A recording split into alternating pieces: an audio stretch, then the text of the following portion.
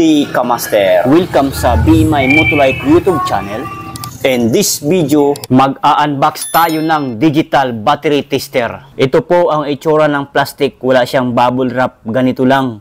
Product name ay Anning BT171 12 volts. Multifunctional battery testers and auto repair industry detection with LED reverse display screen electrical tool 0.12 weight ang bigat niya. Ayan. Sa Shopee ko po ito nabili. Nagkakahalaga lang ito ng 169 pesos only. Ayan.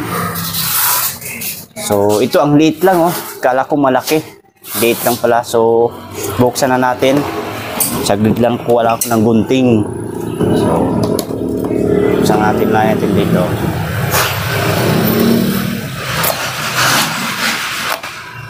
So, ayan.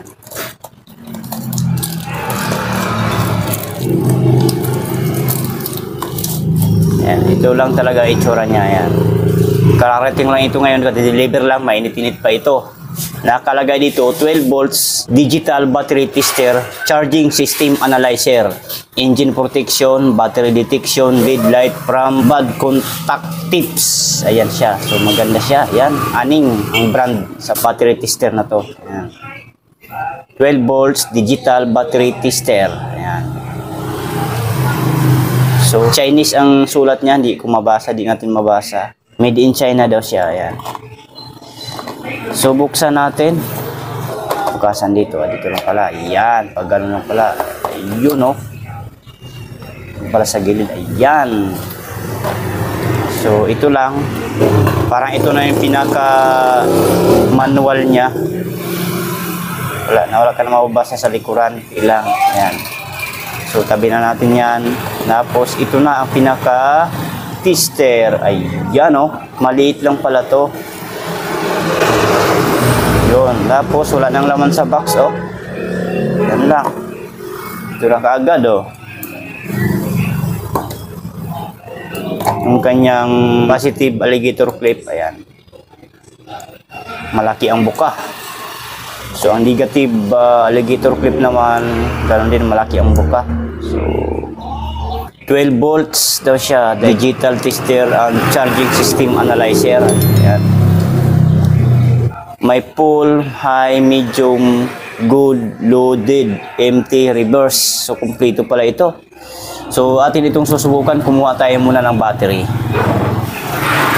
Ito ang battery na ating gamitin kung nagana ba talaga ang digital battery tester na to. Ang brand sa battery na ito, Champion. Siyempre gawa ito ng Motolite. Ito yung baterya ng mga Inmax tsaka Aerox. So sa mga gustong bumili dyan, dito lang yan sa all branches ng BMI Motolite. Meron din sa mga dealer. So subukan natin i-tester. Muna tayo dito sa positive. Ayan.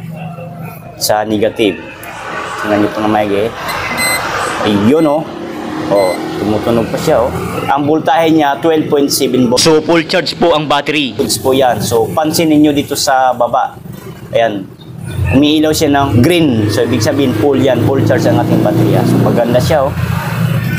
So wala ka nang pipindutin pa dito.